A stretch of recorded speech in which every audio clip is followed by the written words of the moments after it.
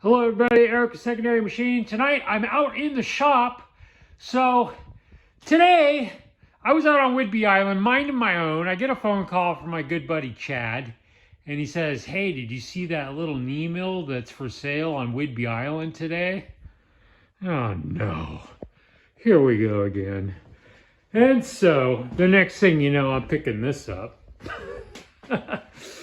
Yeah, I could quit if I wanted to, but the real truth of it is I don't want to. So what we have here is a Benchmaster. This was made in Los Angeles, California. And I knew about these little mills, but I didn't think I'd ever actually see one. I think these are fairly obscure. I've seen videos of them on YouTube. But anyway, yeah. So anyway, this pops up and he wants a real reasonable amount for it. I asked if he had any wiggle room because once again, I don't need another small knee mill. And the truth is, I'm not keeping this. This is going to Chad. I picked it up for him. So he's got actually the little bench top, the little Grizzly bench top that was sitting here for a long time when I first started the channel a year ago. So he's got that now, but this is a much better tool. And I had the cash on hand to go out and grab this for him really quick. And so we're just going to swap them out basically. The little bench top's going to go down the road. He's going to sell that. And then he's going to end up with this in his little shop. So just a lot more metal here. Way super cool tool. So yeah, I don't need this and it's not going to be mine. But yeah, I did go and pick it up today. So like I hadn't picked up a small knee mill in nearly 3 days. Actually, yeah, I think it's been 3 days since I picked up this one over here, which still hasn't moved. Just haven't had time. So I'm working right now. Today's Friday. Sunday, that stuff's leaving. And so as soon as that's gone, I can kind of get things organized, figure out where I'm going to put that. And in the meantime, like I want to set this up and try running it. So it's MT2 spindle, which is the same as the Clousing. But this actually came with a ER32 collet set and an adapter so that it can run some larger collets, which, is fine. I just, you're still limited with only being able to, I mean, it's still pretty small, the MT2. I would really prefer to run R8 stuff just because it's thicker. So anyway, this little mill, you can run it vertical or evidently horizontal. So it came with the original vise.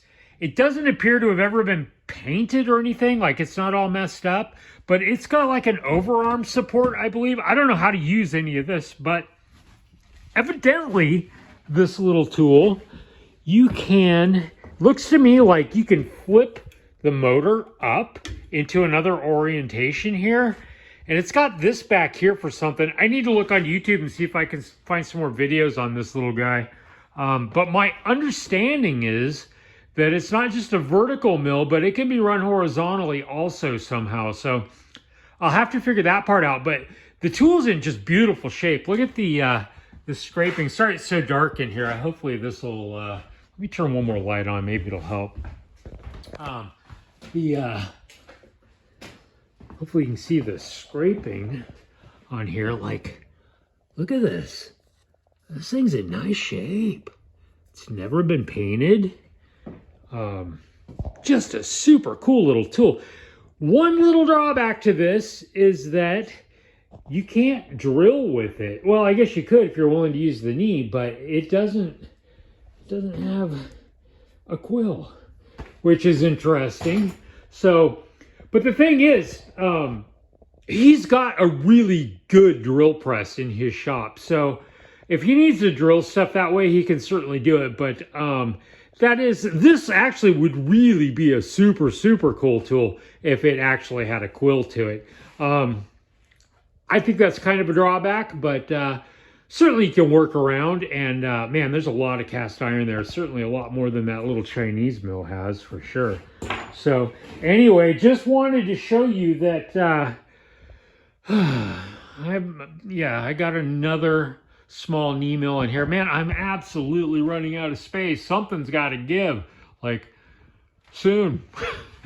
Not sure which of the two machines I'm going to end up keeping, but I'm kind of leaning towards going back to R8, letting this go, because this tool is worth quite a bit of money. And actually, if I was to sell this, I could really justify maybe spending the money and getting myself a D-bit grinder, which is something I would really like to have for in this shop. So that might be what I end up doing, but I'm definitely not doing anything until I get the new, the little R8 spindled machine up and running and make sure that that's actually what I want. So I should know here relatively soon. I'm almost caught up with all my other work that I've got to do, so I can start taking care of some of the side projects and stuff that are going on out here in the shop. And maybe, oh man, I'm telling you, like the last thing I need is another project out here. I don't have any time to make anything. Like everything's just about, you know, machines. But, you know, I'm just a sucker for cast iron. I got to tell you that much. I just love old vintage cast iron metalworking tools. And so, you know, eventually I'm going to get all the tools set up and I'll make something. Eric with Secondary Machine. Talk to you soon.